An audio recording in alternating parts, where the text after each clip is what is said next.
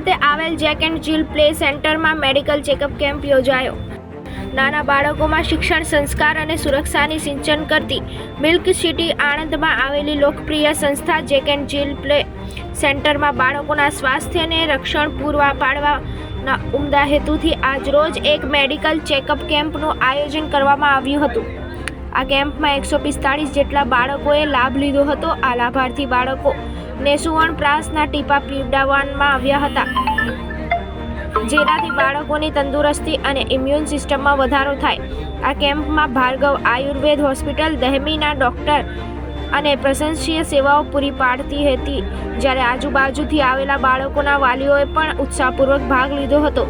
અંતમાં સંસ્થાના શિક્ષકો તેમજ હોસ્પિટલ સ્ટાફના પ્લેસમેન્ટના પ્રિન્સિપાલ હમીદાબેન એન પુંજાણીએ આભાર વ્યક્ત કર્યો હતો।